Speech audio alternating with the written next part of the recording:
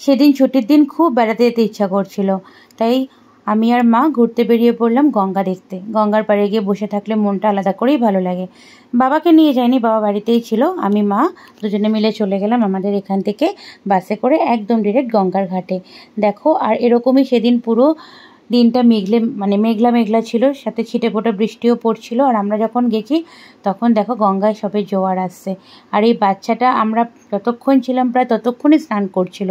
ওকে দেখে তো আমার নিজেরই স্নান করতে ইচ্ছা করছিল। একে তো গরমের দুপুর, তার মধ্যে যখন এরকম সুন্দর হালকা মেঘলা থাকে আর এরকম গঙ্গায় স্নান করতে বা পুকুরের জলে যারা স্নান করেছে তারা জানো যে আলাদা করেই ভালো লাগে।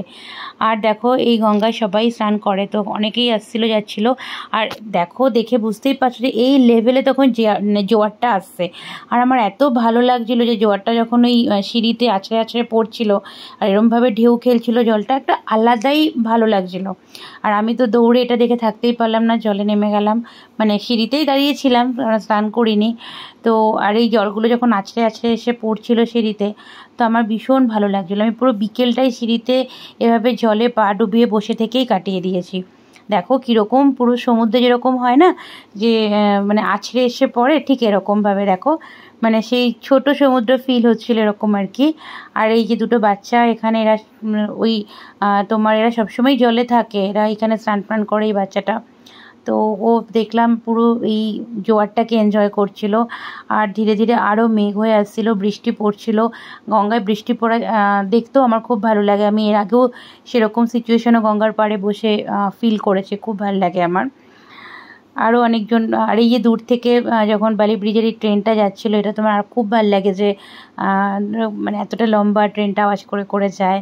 আর এই দেখো বৃষ্টি যে পড়ছিল, এই দেখো সেদিন খুব বৃষ্টিও হচ্ছিল। যখন আমরা গঙ্গার ঘাটে বসেছিলাম অতটা হচ্ছিল না, কিন্তু পরে আরও হয়েছিল।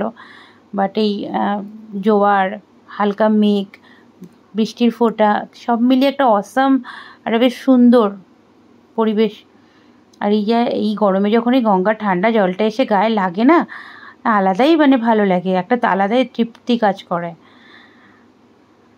প্রায় 2-3 ঘন্টা আমরা গঙ্গার পাড়ে বসে মায়ের মন্দির দর্শন করে আমি আর মা আবার একটু গঙ্গা জলও এনেছিলাম বাড়িতে পুজোর জন্য। তো আমাদের গঙ্গা জল রোজই লাগে।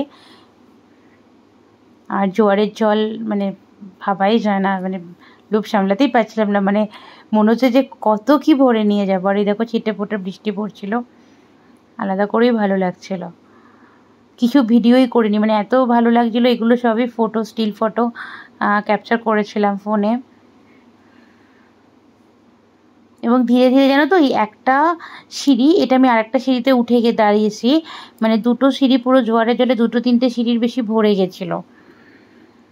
এবং জোয়ারটা এই সাইড থেকে আসছিল, ব্রিজের ওপাশ থেকে, যেহেতু ওদিকটা সমুদ্র ওদিক থেকে আসে, তো সব মিলিয়ে খুব সুন্দর ছিল।